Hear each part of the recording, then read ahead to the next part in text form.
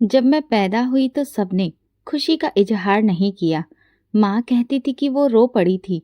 Doctor ने बस एक बात कही थी, बच्ची ठीक है, उसकी टांग में थोड़ी दिक्कत है। वो दिक्कत मेरी पूरी जिंदगी के लिए एक नासूर बन गई। लोगों ने मुझे नाम नहीं दिया, बस नाम रख दिया, लूली लंगड़ी। मैं कविता हूँ, लेकिन किसी ने भी मुझे मेरे नाम से नहीं पुकारा। शुरुआत में मुझे समझ नहीं आता था कि मेरे साथ ऐसा व्यवहार क्यों किया जाता है।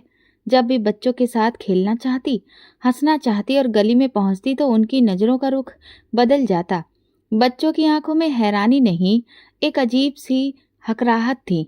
एक दिन ये बच्ची ने अपनी माँ से कहा, ये लड़की अजीब क्यों है?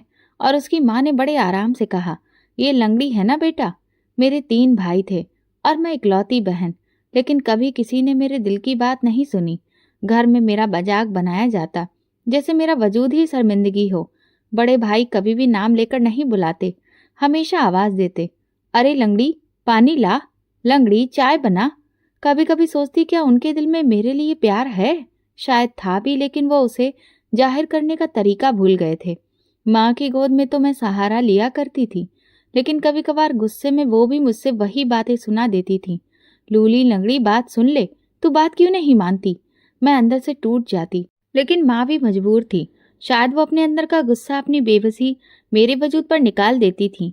मैं रोती नहीं थी, बस चुप हो जाती थी। मोहल्ले में मेरा जिक्र होता तो नाम से नहीं, हालात से। लूली लंगड़ी की माँ बाजार गई है, या लूली लंगड़ी आज फिर गली में गिर गई। वो सब मुझे मेरी टांग से पहचानते थे, मेरी आंखों से नहीं, मेरी बातों से नहीं, मेरे सपनों से नहीं। उनके लिए मैं एक मजाक थी। मैं शीशे में खुद को देखती, एक मासूम चेहरा, लेकिन एक फर्क जो सबको कांटे की तरह चुभता था। कभी कभार खुद से कहती, काश मैं भी सबकी तरह होती तो मेरी भी तारीफ होती। मैं किसी के लिए शर्मिंदगी की वजह कभी नहीं बनती। मेरे भाई जब दोस्तों के साथ बैठे होते तो मेरी बात नहीं करते। अगर कोई पूछ ले बहन है, तो बस कहते हाँ है, फिर बात बदल देते। मैं उनकी बहन थी, लेकिन जैसे कोई राज, कोई बोझ या कोई शर्मिंदगी की वजह बन चुकी थी। अक्सर रात को मैं चुपचाप बैठकर आसमान को देखती, सितारों से बातें करती, उनसे कहती, तुम्हें कोई लंगड़ा कहकर नहीं बुलाता ना, तुम पर कोई ताना नहीं कसता। वो चुप रहते थे, लेकिन ऐसा लगता कि सुन जरूर रहे हैं। एक दिन माँ ने मुझे गोद में लिया और पूछा, बेटा अगर मैं मर गई तो फिर तू क्या करेगी? मैं कुछ नहीं बोली। दिल में सिर्फ यही आया, शायद तब लोग मुझ पर तरस खाएं, मुझे इंसान समझें। अब जब कोई मुझे लूली लंगड़ी कहता तो दुख नहीं होता, क्योंकि मैं समझ गई थी ये दुनिया सिर्फ वही देखती है जो आंखों के सामने होता है। दिल की खूबसूरती, नियत की सच्चाई, इनका कोई वजन नहीं होता। लेकिन एक बात मैं हमेशा कहती हूँ, मैं कविता हूँ, और चाहे दुनिया कुछ भी कहे, भगवान ने मुझे जैसा बनाया है वैसा ही सबसे बेहतर है। मेरे बचपन का कोई खास साथी नहीं था, ना कोई सहेली जो मेरा हाथ पकड़कर गली में दौड़े, ना कोई बच्चा जो मेरे साथ खेलने को तैयार हो। गली में चहल पहल होती, बच्चे शोर मचाते, लेकिन जैसे ही मैं वहां कदम रखती, सब चुप हो जाते। निगाहें मेरा पीछा करती, जैसे मैं कोई गैर मामूली चीज हूँ। कुछ लोग तो खुसुर फुसुर कहते और कुछ लोग जोर से हंस पड़ते। एक दिन माँ मुझे नई चप्पल दिलाकर लाई। मैं बहुत खुश हुई। चप्पल पहनकर गली के नुक्कड़ तक चली गई। 2 लड़कियां, आयशा और रूबी, कुछ गुड़ियों से खेल रही थीं। मैं उनके पास जाकर बैठ गई। रूबी ने एक नज़र मेरी टांग पर डाली और फिर आयशा के कान में कुछ कहा।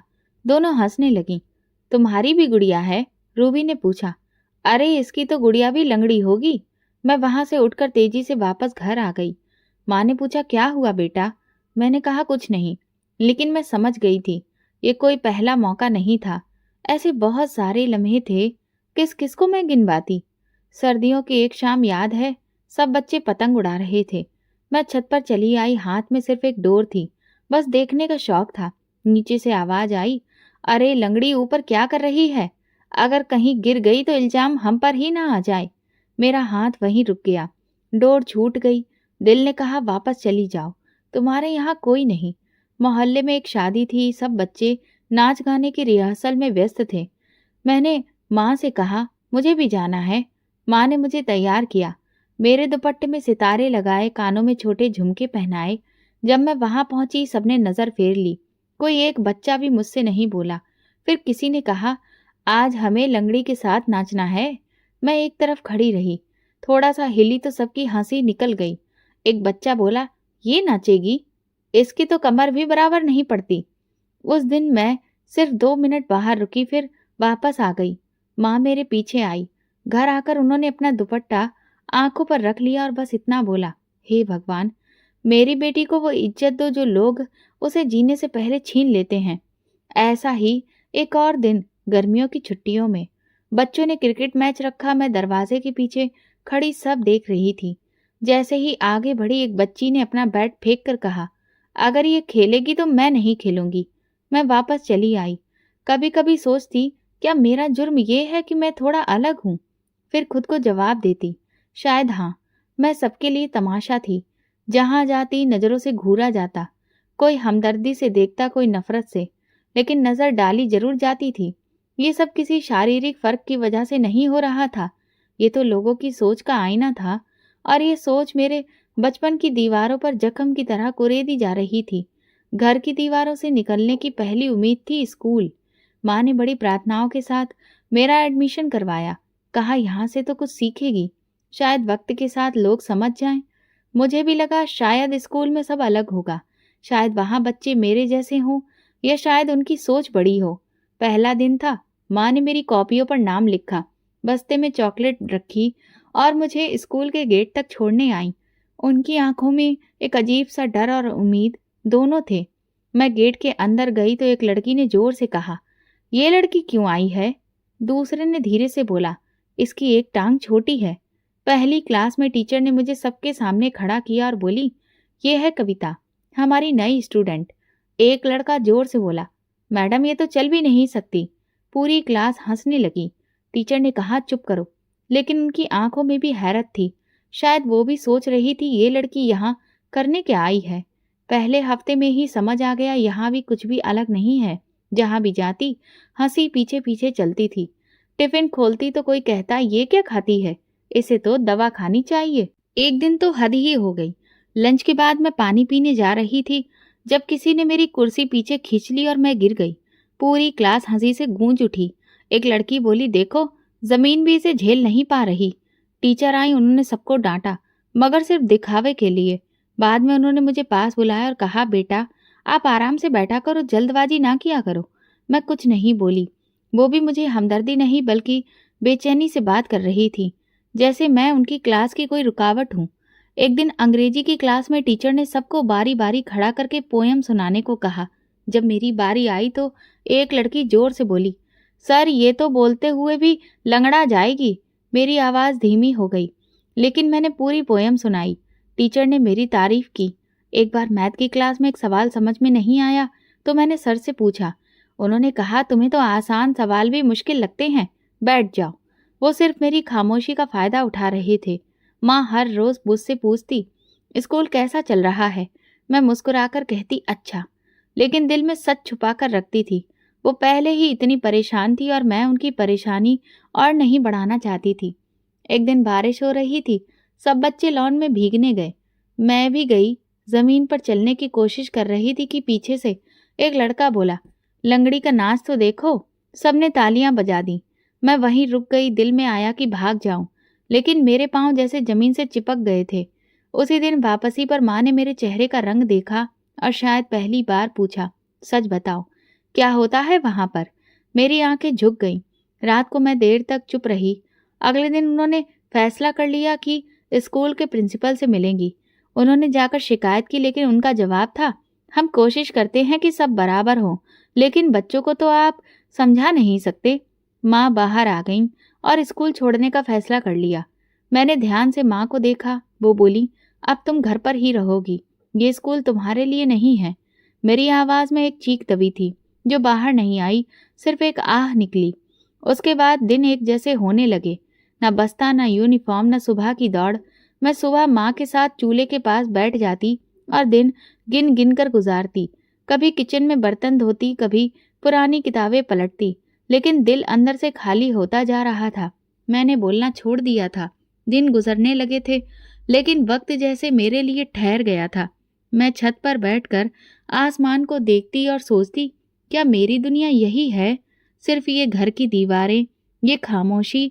लेकिन एक बात मैं खुद से कहती, अब मैं किसी से शिकायत न करूंगी, न नाम से न दुनिया से।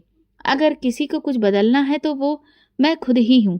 शायद दिल ने पहली बार हिम्मत की और इसीलिए मैंने एक बार फिर माँ को अपनी पढ़ाई के लिए मनाया, क्योंकि मुझे कहीं न कहीं ये समझ आ गया था कि पढ़ाई ही एकमात्र ज़रिया है जो मुझे इज़्ज़त दिला सकती है। लेकिन माँ ने कहा, "अगर तुम स्कूल गईं तो फिर से सब कुछ वही झेलना पड़ेगा।" मैंने माँ से कहा, "मैं तैयार हूँ, क्योंकि आज अगर लोगों की वजह से मैंने अपने कदम पीछे किए, तो मैं पूरी ज़िंदगी पीछे रह जाऊँगी।" माँ को शायद मेरी बात समझ आ गई और उन्होंने मुझे दोबारा स्कूल में दाखिला दिला दिया। धीरे-धीरे वक्त बीतता गया। मेरे तीनों भाई बड़े हो चुके थे। सबकी शादियां हो गईं। एक के बाद एक दुल्हन घर आई। नए रंग, नए कपड़े, नई खुशबुएं, लेकिन उन सबके बीच एक चीज नहीं बदली, मेरा वजूद। और उस पर चिपकी वो पुरानी पहचान, लूली लंगड़ी। पहली भाभी नैना थी, बातूनी और तेज जुबान वाली।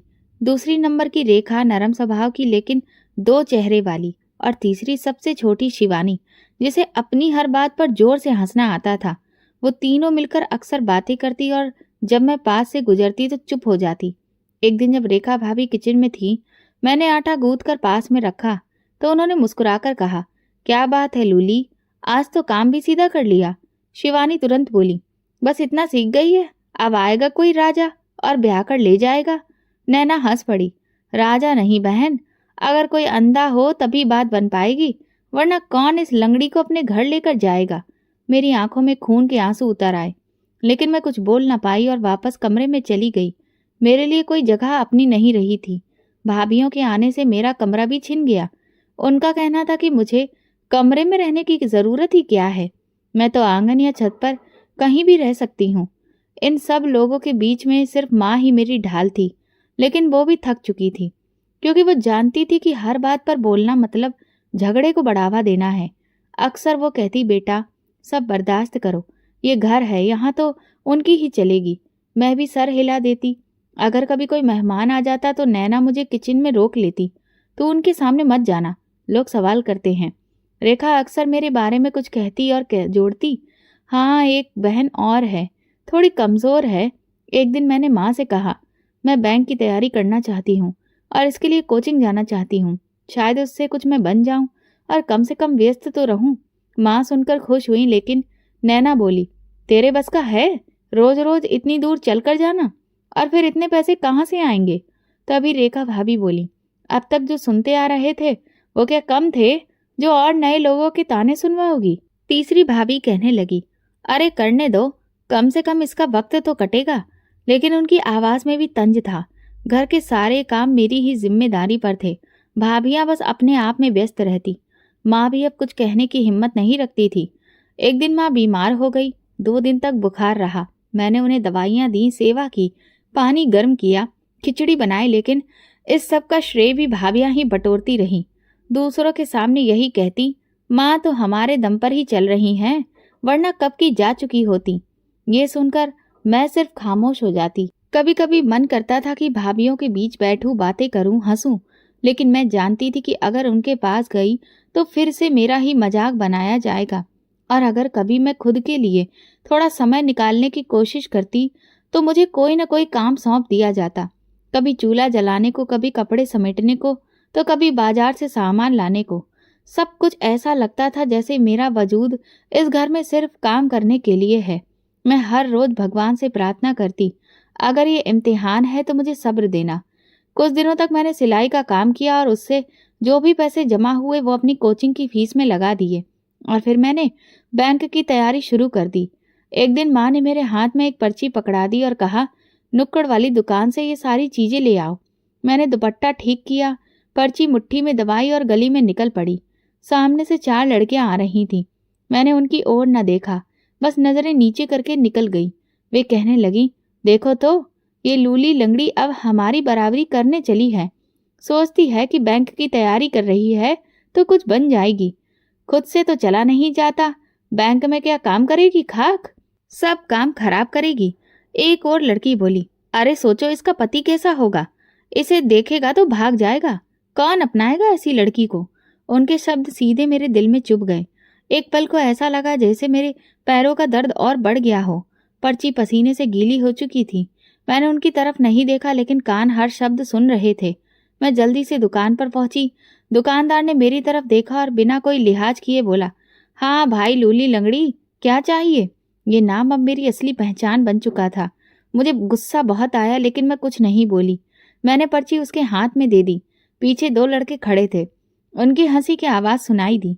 एक कहने लगा, अरे चाचा, इनको जरा रियायत दे दो, इनका सफर मुश्किल होता है। चाचा ने भी हंसते हुए कहा, हाँ हाँ, स्पेशल छूट, लंगड़ों की रियायत। सब हंस पड़े। मैं पत्थर बनी खड़ी रही। दिल जैसे सुन्न हो गया था। कुछ भी कहने का मन नहीं था। जी चाहता था कि जमीन फट जाए और मैं उसमें समा जाऊं। मैंने चुपचाप सामान लिया, पैसे दिए और वापस लौटने लगी। रास्ते में वही लड़कियां अब पेड़ के नीचे खड़ी थीं। उनके हाथों में कोल्ड ड्रिंक्स थी। एक ने मेरी तरफ देखा और बोली, देखो तो इसके चलने का स्टाइल, रैंप वॉक, लंगड़ी वर्जन। मैंने अपने कदम तेज कर दिए, लेकिन मेरे कदमों की रफ्तार, दिल की धड़कन सब बिखर चुके थे। घर का दरवाजा दिखा तो जैसे किसी पनाह में पहुंच गई। जैसे ही माँ ने दरवाजा खोला और मेरा चेहरा देखा तो फौरन बोली, क्या हुआ? किसी ने कुछ कहा? मैंने बस इतना कहा, थक गई हूँ। सामान उनके हाथ में पकड़ाया और चुपचाप अपने कमरे में चली गई। दरवाजा बंद किया और धीरे से बैठ गई, जैसे कुछ हुआ ही नहीं। लेकिन वो शब्द, कौन अपनाएगा ऐसी लड़की को, कानों में गूंजते रहे। ये सवाल सिर्फ उन लड़कियों का नहीं था, बल्कि मोहल्ले का, रिश्तेदारों का, यहाँ तक कि मेरे घर वालों का भी। थोड़ी देर बाद नैना भाभी बोली, जल्दी नीचे आओ, माँ बुला रही हैं। वैसे भी बाहर जाकर जब आईना देखोगी तो लगेगा जैसे तूफान आया है। फिर वो हंसने लगी। मैं नीचे आई। माँ ने कहा, कल तुम्हारे लिए नए कपड़े सिलवा दूंगी, सब पुराने हो गए हैं। तभी शिवानी भाभी बोली, क्या करेगी नए कपड़ों का? ना तो किसी महफिल में जाती है, ना रिश्तेदार आते हैं। रेखा भाभी मुस्कुराकर बोली, रिश्तेदार आ भी गए तो वापस चले जाएंगे। अगर ज्यादा देर तक देख लिया तो शायद हमदर्दी में कुछ दे भी जाएं। मैंने माँ की ओर देखा। वो चुप थी, लेकिन उनकी आंखों में दर्द साफ था। उस दिन का बोझ मेरी हड्डियों में नहीं, दिल में उतर गया था। दुकान पर वो सुनी गई बातें, गली की हंसी, शिवानी की चुभती बातें और वो सवाल, कौन अपनाएगा ऐसी लड़की को, सब कुछ अंदर जमा हो रहा था और उबल रहा था, जैसे कोई लावा जो बाहर नहीं आना चाहता। मैंने फिर से अपनी किताबें उठाई और खुद को उनमें डुबो दिया, लेकिन पढ़ाई में मन नहीं लग रहा था। बस बार बार भगवान का नाम जुबान पर आ रहा था और आंसू बेहिसाब बह रहे थे। हे भगवान, मुझे हिम्मत दो, ताकि मैं खुद को वैसे देख सकूं जैसे तुमने मुझे देखा है।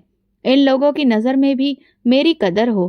कुछ दिन बाद रेखा भाभी माँ के पास आई और बोली, माँ जी, मेरे भाई की फैक्ट्री में एक औरत काम करती है। उसका देवर है, उसकी पत्नी का देहांत हो चुका है। 3 बच्चे हैं, लेकिन आदमी बहुत अच्छा है। आप चाहें तो कविता की बात कर लें। माँ ने एक नज़र मेरी तरफ देखा, फिर धीरे से बोली, कर लो बात। वक्त कब किसके हक में हो जाए कहा नहीं जा सकता। मैं चुप रही। रेखा ने ये बात धीरे से शिवानी को बताई। रात को शिवानी नैना के साथ बैठकर बोली, शुक्र है कम से कम कोई तो मिला जो इस लंगड़ी को घर ले जाने को तैयार है। 2 दिन बाद माँ ने मुझे नए कपड़े दिए और कहा, इन्हें पहन लो, मेहमान आ रहे हैं। मैंने आंखों में सवाल लिए पूछा, किस लिए? माँ बोली, सिर्फ मिलने के लिए, देखेंगे, बात करेंगे। मैं चुपचाप तैयार हो गई। मेहमान आए। एक ठीक ठाक उम्र का आदमी था, साथ में 2 लड़के और शायद एक बेटी भी थी। उसने मुझे देखकर मुस्कुराया। थोड़ी देर बातचीत हुई। जब चाय खत्म हुई तो वो माँ के पास आया और बोला, बहन जी, हम फिर बात करेंगे। माँ ने पूछा, आपको लड़की कैसी लगी? उसने एक पल मेरी ओर देखा और बोला, देखने में ठीक है, पर चलती है तो ऐसे जैसे जमीन तोड़ डालेगी। माँ पत्थर हो गई। फिर उसने हंसकर कहा, देखिए, मेरी बात का बुरा मत मानिए, लेकिन मैं अपने बच्चे पाल रहा हूँ। मुझे एक पूरी औरत चाहिए। हमदर्दी से शादी नहीं होती। वो मुड़कर चला गया। माँ कुछ देर वहीं बैठी रही, फिर अंदर जाकर मेरी तरफ देखा और सिर्फ इतना कहा, कुछ भी नहीं हुआ, तुम अपना दिल छोटा मत करना। रात को भाभियां साथ बैठकर मेरा मजाक उड़ा रही थी। अब बताओ, इससे तो 2 बच्चों का बाप तक बहाने बना रहा है, तो फिर भला कौन मिलेगा? शायद कोई अंधा ही इससे शादी करे। मैं उनकी बातें सुनती रही, न रोई न हंसी, बस सोचती रही, शायद भगवान मुझे खुद से खुद को जोड़ने के लिए सब दिखा रहा है। इसके बाद जैसे सिलसिला चल निकला। 2 और रिश्ते आए, जिनमें से एक मुझसे 40 साल बड़ा आदमी था। उसने भी मुझे देखकर ठुकरा दिया, और एक जो 10 साल बड़ा था और उसका खुद का पैर भी पूरी तरह से बेकार था, लेकिन उसने भी मुझे नहीं अपनाया। कहने लगा, मैं लंगड़ा हूं तो क्या हुआ, मैं मर्द हूं। मैं एक ऐसी लड़की से शादी हरगिज नहीं करूंगा। इसके बाद तो जैसे माँ की आंखों में हर समय दर्द दिखने लगा। मैंने उनकी आंखों में पहली बार फिक्र देखी, जिसमें बेबसी भी शामिल हो चुकी थी। वो जल्दी खाना पकाती और जल्दी सो जाती और कम बात करती। उनका दिल जैसे अंदर से खाली हो रहा था।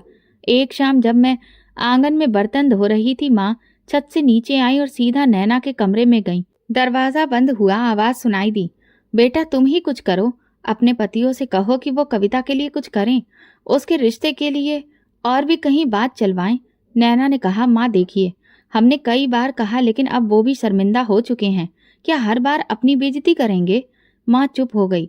अगले दिन माँ ने सुबह नाश्ते के समय बड़े भैया को बुलाकर कहा, बेटा कविता की उम्र हो रही है, उसके लिए रिश्ते मुश्किल हो रहे हैं, इसलिए अभी से तुम थोड़ी तेजी दिखाओ। लोगों की बातें सुन सुनकर मेरी जान निकलती है, इसलिए कुछ सोचो।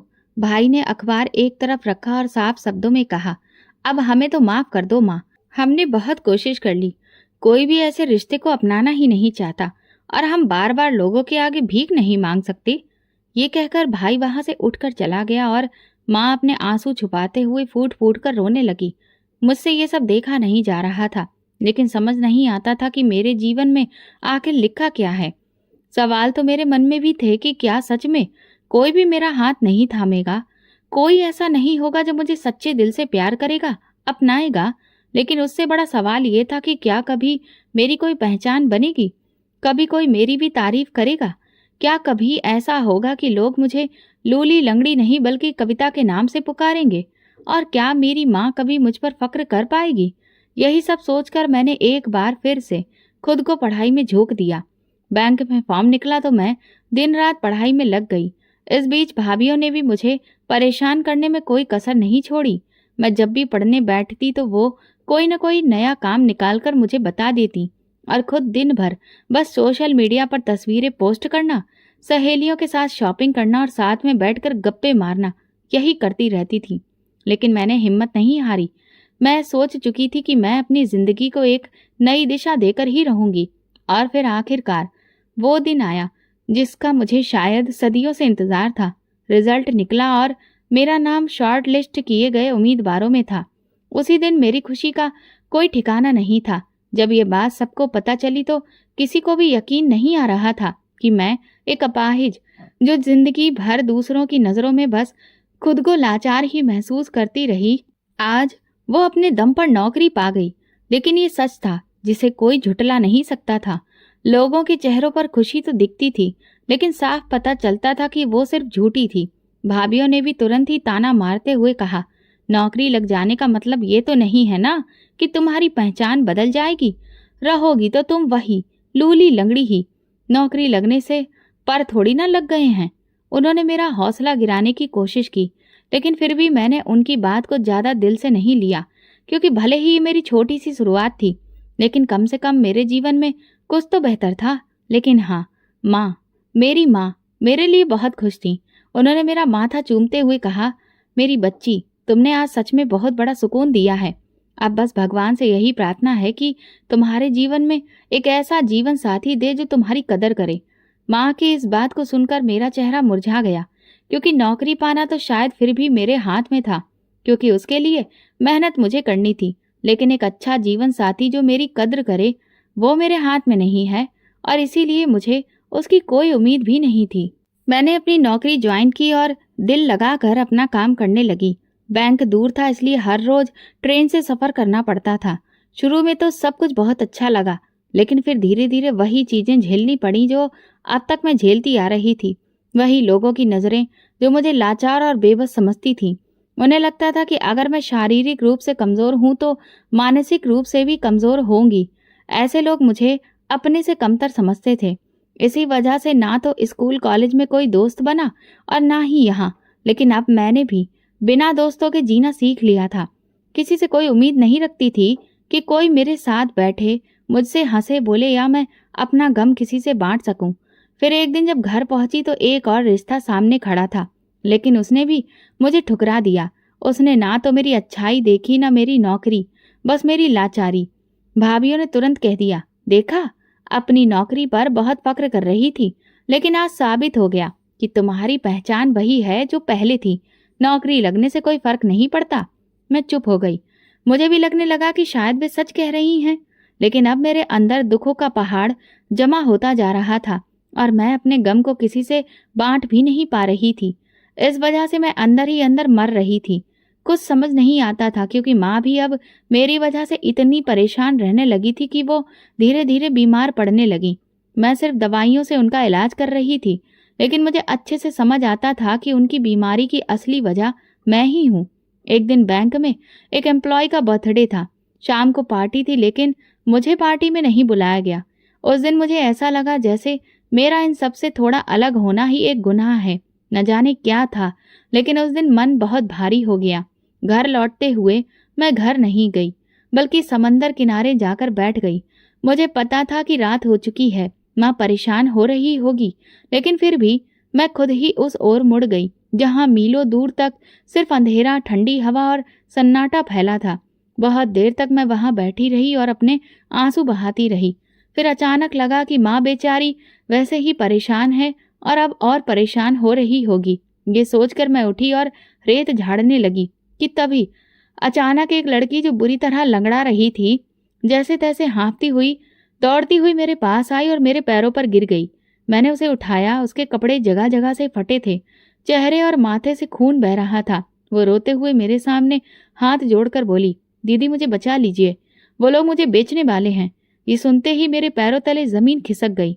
इससे पहले कि मैं कुछ समझ पाती, वहां दो हट्टे कट्टे आदमी आ गए। उन्होंने मुझे देखा और धमकाते हुए बोले, ए लड़की, चुपचाप यहाँ से निकल जा और ज्यादा होशियारी मत दिखा। अगर किसी से कुछ कहा तो जान से हाथ धो बैठेगी, समझी।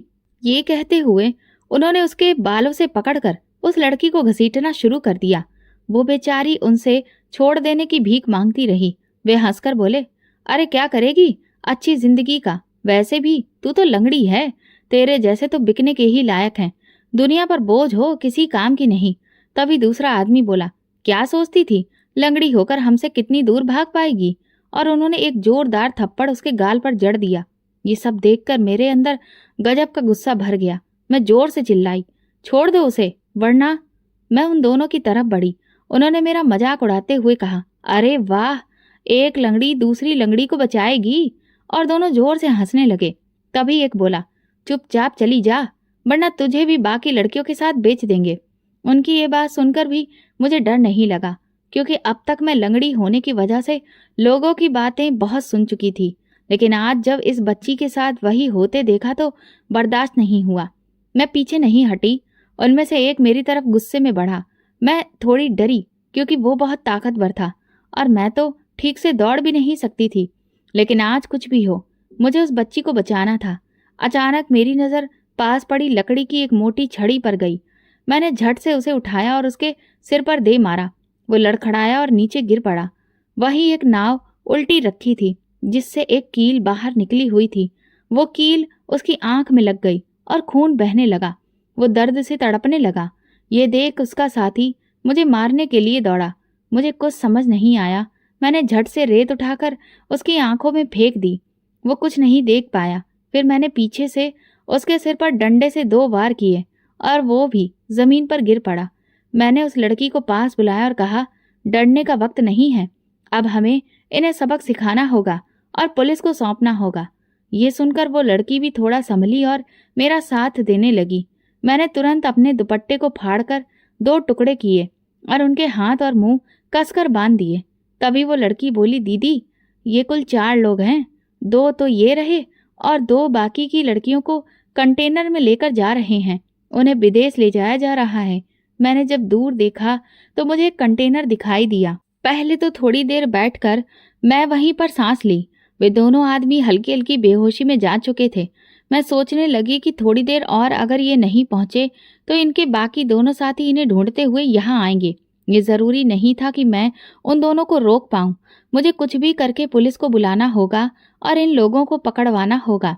यही सोचकर मैंने उन दोनों आदमियों को वो जो बोट उल्टी रखी हुई थी उसके नीचे जैसे तैसे छुपा दिया। तभी मुझे उस बोट से एक रस्सी भी मिली। मैंने उसे अपने पास रख लिया और तुरंत फोन करके पुलिस को इस पूरे वाकये के बारे में बताया। इंस्पेक्टर ने मुझसे कहा कि हम वहां बस कुछ ही देर में पहुंच रहे हैं, लेकिन तब तक आप सुरक्षित रहें। मैं वहां पर पुलिस का इंतजार करने लगी कि तभी मैंने देखा कि दूर से 2 आदमी हमारी तरफ ही आ रहे हैं। मैं समझ गई कि ये इन लोगों के बाकी के साथी हैं। मैं तुरंत उस लड़की को लेकर पास में ही जो जंगल शुरू हो रहा था वहां छुप गई। वे आदमी काफी देर तक यहाँ वहां देखते रहे। उन्होंने अपने उन दोनों साथियों का नंबर भी मिलाया, लेकिन भगवान की कृपा से उनका फोन या तो साइलेंट था या फिर मिल नहीं रहा था। उनके फोन की घंटी नहीं बजी। ये देखकर मैंने थोड़ी देर चैन की सांस ली, वरना उन्हें पता चल जाता कि उनके साथियों को किसी ने मारकर इस बोट के नीचे छुपा दिया है। फिर उनमें से एक बोला, मुझे लगता है कि वे दोनों उस लड़की को शायद पकड़ नहीं पाए हैं और कहीं दूर निकल गए हैं। लेकिन अब हम और ज्यादा यहाँ रुक नहीं सकते, क्योंकि हमें वहां वक्त पर पहुंचना है। ये बॉस का ऑर्डर है। इसलिए ऐसा करते हैं कि हम दोनों निकलते हैं। ये कहकर वे वहां से जाने लगे तो मैं परेशान हो गई। वो बच्ची बोली, दीदी, ये लोग तो उन लड़कियों को लेकर जा रहे हैं, अब हम क्या करें? मुझे कुछ समझ में नहीं आया कि मैं उन बाकी की बच्चियों को कैसे बचाऊं। तभी मेरे दिमाग में एक आइडिया आया, क्योंकि पुलिस को तो आने में अभी वक्त था और मुझे किसी भी तरह से इन्हें भी यहाँ पर रोक कर रखना था। इसलिए मैंने उस लड़की से कहा कि तुम जंगल के दूसरी तरफ तेज आवाज में बचाओ बचाओ चिल्लाते हुए भागो, बाकी मैं उन्हें देख लूंगी। उस बच्ची ने बिल्कुल ऐसा ही किया और उसके चिल्लाते ही वे दोनों आदमी उसे पकड़ने के लिए जंगल की ओर अंदर आए। वे दोनों लड़की को पकड़ने के लिए जंगल में अलग अलग दिशा में गए और मैंने इस चीज का फायदा उठाया। मैं धीरे से एक आदमी के पास पहुंची और जैसे ही वो पलटा, मेरे बैग में जो पेपर स्प्रे रहता था उसे मैंने उसकी आंखों में छिड़क दिया, जिससे उसे तेज जलन हुई और वो वहीं बिलबिलाता हुआ जमीन पर गिर पड़ा। फिर मैंने तुरंत उसके मुंह में कपड़ा ठूस कर उसके हाथ पैर को रस्सी से बांध दिया और ठीक ऐसा ही मैंने उनके चौथे साथी के साथ भी किया। कुछ ही देर में पुलिस वहां पहुंच गई थी। उन सभी लड़कियों को बचा लिया गया और बस अगले ही दिन हर अखबार की सुर्खियों पर सिर्फ मेरा ही नाम था। मेरी ही तस्वीर फ्रंट पेज पर छपी हुई थी। सुबह जब हुई तो मेरे घर के बाहर रिपोर्टर्स की लाइन लगी हुई थी। हर कोई मेरा इंटरव्यू लेना चाहता था। ये देखकर मेरी भाभीयों और मोहल्ले वालों की आंखें फटी की फटी रह गईं। उनमें से कोई कल्पना भी नहीं कर सकता था कि एक दिन मुझे इतनी बड़ी पहचान मिल जाएगी। घर लौटकर मैंने इस हादसे के बारे में माँ से भी कुछ भी नहीं कहा था और जब अचानक से ये सब हुआ तो वे सब हैरान रह गए। फिर मैंने पूरा वाकया एक एक करके बताया। इसके बाद तो जैसे बधाइयों का सिलसिला शुरू हो गया। हर कोई मेरे साथ फोटो खिंचाना चाहता था। मुझे पुलिस डिपार्टमेंट्स की तरफ से सरकारी सम्मान देने के लिए बुलाया गया और मुझे जिले के डीएम ने अपने हाथों से इनाम दिया। वहां एक से एक बड़े पॉलिटिशियंस भी मौजूद थे। हर कोई मुझसे हाथ मिलाना चाहता था और लोग मेरी बहादुरी की तारीफें करते नहीं थक रहे थे, क्योंकि मैंने एक बहुत बड़े रैकेट का पर्दाफाश किया था। एक ऐसा गैंग जिसने न जाने कितने ही लंबे समय से पुलिस पकड़ नहीं पा रही थी। उनके आदमी बहुत चालाक थे और उन्हें पकड़ना बहुत मुश्किल हो चुका था। ये मेरी जिंदगी का एक बहुत बड़ा मोड़ था, क्योंकि इसके बाद तो ऐसा लगा कि अब अचानक से सबकी नजरें मेरे लिए बदल गई हैं। हर कोई मुझसे इज्जत से पेश आने लगा। अब किसी की नजर में मेरा लंगड़ापन नहीं दिख रहा था, बल्कि हर कोई मुझसे रिश्ता जोड़ना चाह रहा था। लेकिन मैं जानती थी कि ये सब सिर्फ आज जो मुझे पहचान मिली है उसी का ही नतीजा है। असल में तो उनके मन आज भी मेरे लिए अंदर से काले ही हैं। इसीलिए मैंने कभी किसी को भी खास दर्जा नहीं दिया और चुपचाप वही रूटीन फॉलो करती रही जो अब तक करती आ रही थी। पुलिस की तरफ से मुझे पता चला कि उन सभी लड़कियों को एक एक करके सुरक्षित उनके घरों पर पहुंचाया जा रहा है। ये सुनकर मुझे बहुत सुकून मिला। और फिर एक दिन मेरे घर के दरवाजे के बाहर एक बहुत बड़ी गाड़ी आकर रुकी। उसमें से एक बहुत बड़ा पॉलिटिशियन उतरा और जब उसने अंदर आकर जो बात कही उसे सुनते ही हमारे पैरों तले से जमीन खिसक गई। वो एक बहुत बड़ा नेता था जो मुझसे शादी करना चाहता था, क्योंकि मैंने बहुत बहादुरी का काम किया था और वो मुझसे बहुत इम्प्रेस हुआ था। मैंने उस वक्त उसे कोई भी जवाब नहीं दिया। उसने मुझे सोचने के लिए वक्त दिया और वहां से चला गया। मेरी माँ और भाभियां तो बहुत खुश हो रही थीं। माँ इसलिए कि मुझे इतना अच्छा रिश्ता मिल जाएगा जिसके बारे में कोई सपने में भी नहीं सोच सकता था, और भाभियां इसलिए क्योंकि अगर मेरा रिश्ता एक इतने बड़े पॉलिटिशियन से हो जाता तो उनका रुतबा भी बहुत बढ़ जाता और शायद लगे हाथ वे भी बहती गंगा में हाथ धो लेती। भाभियां बार बार मुझ पर दबाव डाल रही थी कि इसमें सोचने वाली क्या बात है, तुम तुरंत ही उन्हें फोन करके हाँ कह दो। लेकिन मैं समझ नहीं पा रही थी कि क्या मेरे लिए ये फैसला सही होगा। इसी बीच मेरे फोन पर एक अनजान नंबर से कॉल आई और सामने से जो भी इंसान बात कर रहा था उसने मुझसे कहा, मैं जानता हूं कि आपके लिए आज एक बहुत बेहतरीन रिश्ता आया है। मैं आप पर कोई दबाव नहीं बना रहा, लेकिन आप ये समझ लीजिए कि मैं आपका एक शुभ चिंतक हूँ और आपको सिर्फ एक सलाह देना चाहता हूँ। आप चाहें तो ये शादी कर सकती हैं, लेकिन आपकी भलाई इसी में है कि आप इस रिश्ते से इनकार कर दें, क्योंकि ये रिश्ता नहीं एक सौदा है। वो इंसान जो आज आपके घर आया था वो इसलिए नहीं आया क्योंकि आप एक बेहतरीन इंसान हैं। वो आपसे रिश्ता सिर्फ इसलिए जोड़ना चाहता है क्योंकि वो अपने पॉलिटिक्स के करियर को और बेहतर बनाना चाहता है। इस वक्त आप हर अखबार की सुर्खियों में हैं, हर न्यूज चैनल पर छाई हुई हैं। अगर आपकी शादी उस राजनेता से हो जाती है तो लोगों के दिलों में उसके लिए भी हमदर्दी और ज्यादा बढ़ जाएगी और आपके लिए तो पहले ही लोग तारीफें करते थक नहीं रहे हैं। फिर वो आपको राजनीति के क्षेत्र में उतार कर अपने करियर को नई ऊंचाइयों तक पहुंचाने की कोशिश करेगा। सीधी बात यह है कि आप उसकी पत्नी नहीं, एक सीढ़ी बनेंगी जिसका इस्तेमाल वो अपनी ऊंचाइयों तक पहुंचने के लिए करेगा। इससे पहले कि मैं उस इंसान से पूछती कि वो कौन है, उसने फोन काट दिया। न जाने क्यों, लेकिन उस अनजान आदमी की बात पर मुझे भरोसा हो रहा था, क्योंकि मुझे खुद भी वो पॉलिटिशियन एक नजर भी नहीं भा रहा था। उसकी निगाहें, बोलचाल का तरीका, सब कुछ लालच से भरा हुआ था। यही सोचकर मैंने इस रिश्ते से इनकार कर दिया। ये सुनते ही मेरी भाभियां बौखला गईं। माँ भी मुझे समझाने लगी कि मैं गलती कर रही हूँ, लेकिन मैं जानती थी कि मैंने ये फैसला करके कोई गलती नहीं की। मेरे इनकार से उस पॉलिटिशियन के गुरूर को ठेस पहुंची और उसने गुस्से में मुझे धमकी दी, तूने मुझे ठुकरा कर अपने जीवन की सबसे बड़ी गलती की है और इसका खामियाजा तुझे भुगतना पड़ेगा। इधर एक दिन जब मैं अपने काम से लौट रही थी तो अचानक मुझ पर कुछ लोगों ने हमला कर दिया, लेकिन तभी वहां पुलिस आ गई और उन्होंने मुझे बचा लिया। उसी रात जिले के एसपी मेरे घर आए और उन्होंने कहा, आपने जो काम किया है उसकी वजह से अब आपके बहुत सारे दुश्मन पैदा हो गए हैं। आज जो हमला हुआ है वो इन्हीं में से किसी ने करवाया है, इसीलिए आपकी सुरक्षा के लिए 2 कांस्टेबल्स की तैनाती घर के बाहर की जा रही है। ये सब देखकर मुझे बहुत ही अजीब लगने लगा कि मेरे जीवन में आखिर हो क्या रहा है। अचानक से इतना बड़ा मोड़, ये दुश्मनी, ये सब कुछ मेरे जैसी एक मामूली लड़की के लिए नहीं बना है। इस हादसे से मेरी माँ बहुत बुरी तरह घबरा गई और फिर उन्होंने एक बार फिर मेरी जल्द से जल्द शादी करने की ठान ली। उन्हें लगने लगा था कि इतनी शोहरत पाने के बाद शायद कोई तो होगा जो मुझे अपनाएगा, लेकिन ये सब कुछ सिर्फ वक्त के साथ था।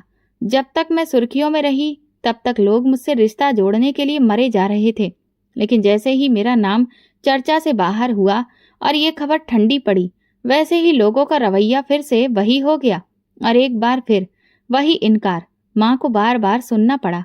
अब वो बहुत डरी हुई और घबराई हुई थी, क्योंकि उन्हें मेरी जान का खतरा हर वक्त दिखाई देता था। इसी बीच एक दिन मेरे घर एक कबाड़ी वाला आया और उसने माँ से मेरा हाथ मांगा। ये देखकर मैं दंग रह गई। मुझे लगा था कि शायद मेरे घर वाले इस रिश्ते से इनकार करेंगे, लेकिन ऐसा नहीं हुआ। माँ ने मुझे समझाया, बेटा अब बात सिर्फ तुम्हारी नहीं है, हम सबकी भी बन गई है, इसलिए हम चाहते हैं कि तुम जल्द से जल्द शादी करके अपना घर बसा लो और इन सब झंझटों से दूर हो जाओ और मुझे भी इस बोझ से मुक्ति दो। माँ की ये बात सुनकर मैं बहुत उदास हो गई।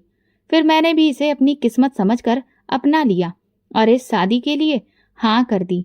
मेरी भाभियां तो बहुत खुश थीं। उन्हें लगा कि अब मुझे मेरी अकड़ का जवाब मिल गया है और मेरी शादी एक ऐसे इंसान से हो रही है जिसके काबिल वे मेरी औकात समझती थी। 1 हफ्ते बाद ही शादी थी। तैयारियां बहुत मामूली थी, क्योंकि ना तो उस आदमी के पास इतना पैसा था और ना ही हमारे पास, इसलिए बहुत साधारण तरीके से सब कुछ हो रहा था। भाभियां दिन रात मुझे ताना मार रही थी। हमने तो पहले ही कहा था, उस राजनेता से शादी कर लेती तो रानी बनकर रहती। अब जा इस कबाड़ी वाले के घर और उसके साथ गली गली घूम घूम कर कबाड़ा बेचना। ऐसे आदमी से शादी करने के बाद तो शायद बैंक वाले भी तुझे निकाल देंगे।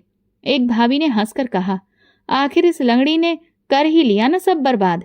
यही इसकी किस्मत है, कभी नहीं बदलेगी। ये भी लाचार है और इसकी किस्मत भी लाचार है।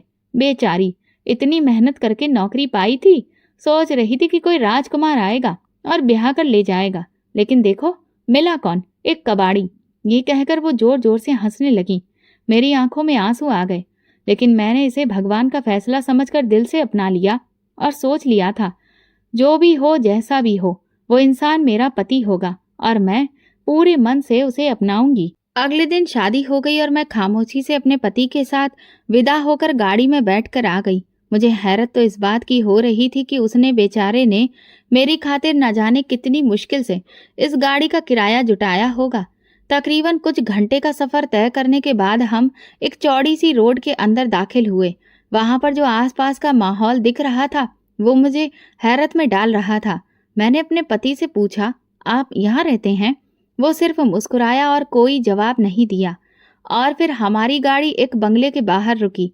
मैं हैरान परेशान से उसके साथ अंदर पहुंची।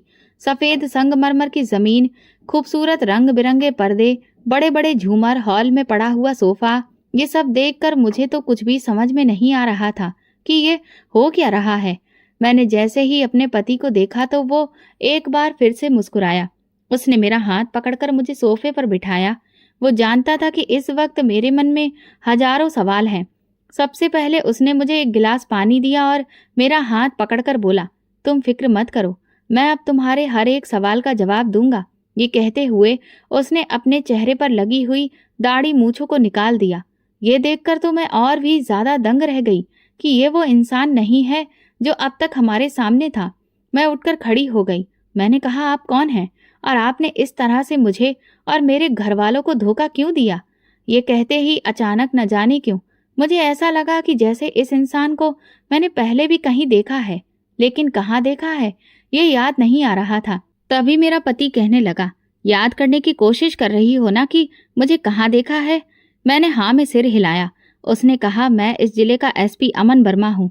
उनके मुंह से ये बात निकलते ही मुझे अचानक याद आ गया कि ये तो वही है जो मेरे घर पर 2 कांस्टेबल्स को तैनात करवाने के लिए आए थे।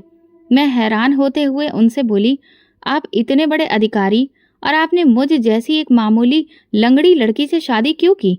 भला आपको ऐसी कौन सी मजबूरी पड़ गई थी? वो मुस्कुराकर कहने लगे, मेरी कोई मजबूरी नहीं थी, बल्कि मैंने तुमसे खुशी खुशी शादी की है क्योंकि मैं तुमसे प्यार करता हूँ।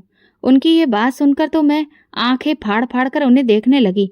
वो कहने लगे, दरअसल जिस दिन तुमने उन लड़कियों को बचाया था उसी दिन तुम्हारे बारे में जानकर मेरे दिल में पहली बार एक अजीब सा एहसास हुआ। फिर जब तुम्हें सरकार की तरफ से इनाम दिया गया तो मैं वहीं पर था। तुम्हारी सादगी, तुम्हारा भोलापन, सब कुछ मुझे भा गया और दिल अपने आप तुम्हारी तरफ खिंचता चला गया। फिर मुझे पता चला कि वो पॉलिटिशियन तुमसे शादी करना चाहता है। पहले तो मुझे लगा कि शायद तुम्हारे लिए एक अच्छा रिश्ता है, इसीलिए मैंने कुछ ना कहने का फैसला लिया। लेकिन जब मुझे उस पॉलिटिशियन के इरादों के बारे में पता चला तो मैंने तुम्हें फोन करके उसके बारे में बताया। साथ ही साथ मैं ये भी देखना चाहता था कि क्या तुम भी उन बाकी लड़कियों जैसी हो जो सिर्फ पैसा, पद और रुतबा देखती हैं। अगर ये सब तुम्हारे लिए मायने रखता तो तुम हरगिज इस रिश्ते के लिए इनकार नहीं करती। लेकिन तुमने वही किया जो मेरा दिल बार बार तुम्हारे लिए कह रहा था, जिससे मुझे इस बात की तसल्ली हो गई कि तुम सच में सबसे अलग हो और तुम्हारे लिए प्यार मायने रखता है, पैसा नहीं। लेकिन फिर भी कहीं ना कहीं दिल में कुछ शक की गुंजाइश थी। क्या करूं? जब से होश संभाला है अपने आसपास सिर्फ ऐसे ही लोगों को देखा है जिन्हें पैसा, रुतबा और ताकत से प्यार है। मुझे कभी भी वो सच्चा प्यार नहीं मिला जो मैं दूसरों को देता रहा। मेरे माँ बाप भी बस सिर्फ पैसे और रुतबे की दौड़ में शामिल रहे। उनके पास कभी भी इतना वक्त नहीं रहा कि वो मुझे वो प्यार देते जो मैं डिजर्व करता था। और उसके बाद जब मैं सच्चे प्यार की तलाश में निकला तो देखा कि जो भी मुझसे रिश्ता जोड़ना चाह रहा था वो सिर्फ मेरे पद से प्यार करता था, मुझसे नहीं। और इसीलिए मैंने फैसला किया कि मैं अपने असली रूप में नहीं बल्कि भेष बदलकर तुम्हारे सामने ये शादी का प्रस्ताव रखूंगा। और इसीलिए मैं कबाड़ी वाले के रूप में तुम्हारे घर आया और तुमने मुझे एक्सेप्ट कर लिया। मेरा प्यार जीत गया और शक हार गया। कविता, सच कहता हूँ, मुझे कोई फर्क नहीं पड़ता कि दुनिया तुम्हें किस नाम से पुकारती है और तुम्हें किस नज़र से देखती है। तुम एक बार बस खुद को मेरी नज़र से देखो तो अपने आप को कभी किसी से कम नहीं समझोगी, क्योंकि तुम में जो सच्चाई है वो किसी में नहीं है। अमन के मुंह से ये बात सुनकर मेरी आंखों से आंसू निकलने लगे, क्योंकि अगर जीवन में उसे सच्चा प्यार नहीं मिला था तो मैं भी तो बिल्कुल उसके जैसी ही थी। मैंने तुरंत भागकर उसे गले से लगा लिया। जब सबको इस बात का पता चला कि मेरा पति कोई कबाड़ी वाला नहीं बल्कि जिले का एसपी है तो सबके मुंह खुले के खुले रह गए। हर कोई मेरी किस्मत पर हैरान था। कोई सपने में भी नहीं सोच सकता था कि एक दिन सच में मेरी शादी एक राजकुमार से ही हो जाएगी। मेरी भाभियां तो अब जलन में दिन रात कुढ़ रही थीं, लेकिन माँ मेरी बलाएं लेती नहीं थकती थी। कुछ दिनों के बाद ही अमन मुझे शहर के सबसे अच्छे हॉस्पिटल में लेकर गया। वहां उसने मेरा चेकअप करवाया तो डॉक्टर ने कहा कि अब ऐसी मॉडर्न टेक्नोलॉजीज आ चुकी हैं जिसकी मदद से सिर्फ एक सर्जरी के बाद मेरा पैर पूरी तरह से ठीक हो सकता है। ये सुनते ही हम दोनों के चेहरे खुशी से खिल उठे और फिर अगले महीने ही मेरी सर्जरी हो गई। इसके कुछ दिनों बाद मैंने जब जमीन पर अपना पहला कदम रखा तो मैं खुशी से फूली नहीं समाई, क्योंकि मेरा पैर बिल्कुल सीधा पड़ रहा था। पहले तो मैं धीरे धीरे चली, लेकिन फिर अचानक खुशी इतनी ज्यादा हुई कि मैं दौड़कर अमन के गले लग गई। अमन ने मेरा हाथ थाम कर कहा, कविता, क्या तुम यूं ही मेरा हाथ थाम कर मेरे साथ चलोगी? मैंने मुस्कुराकर उसे एक बार फिर से गले लगा लिया। हम दोनों घर आ गए। मैंने देखा कि अमन ने मेरे लिए पूरा कमरा गुलाब के फूलों से सजाया हुआ था। वो कहने लगा, अब यह हमारे जीवन की एक नई शुरुआत होगी। 2 दिन के बाद वो मुझे मेरे घर लेकर गया और जब माँ ने मुझे अपने दोनों पैरों पर सही से चलते हुए देखा तो वो तो हैरान रह गईं। भाभियां भी आंखें फाड़ फाड़ कर देख रही थीं। माँ को तो यकीन ही नहीं हो रहा था। फिर अमन ने उन्हें सब कुछ बताया। भाभियां कहने लगी, हमें तो लगा था कि ये शायद पूरी जिंदगी लूली लंगड़ी ही रहेगी और बोझ ही बनी रहेगी। अमन तुरंत आगे बढ़कर बोला, मेरी पत्नी किसी पर बोझ नहीं बल्कि वो मेरा फक्र है। ये सुनते ही भाभियों के मुंह बंद हो गए। घर वापसी पर अमन ने मुझसे कहा, अब तुम अपने अतीत को भूल जाओ और अब हम एक नई शुरुआत करेंगे। मैंने कहा, सच में? मैंने सब्र किया और आज भगवान ने मुझे उसका वो फल दिया जो मैं सपने में भी नहीं सोच सकती थी। तो दोस्तों, अगर आपको हमारी कहानी पसंद आई हो तो कमेंट करके ज़रूर बताएं। वीडियो को लाइक करें और ज़्यादा से ज़्यादा शेयर करें। अगर आप मेरे चैनल पर नए हैं तो सब्सक्राइब जरूर करें और नोटिफिकेशन बेल दबाएं ताकि अगली अपडेट सबसे पहले आपको मिले। धन्यवाद।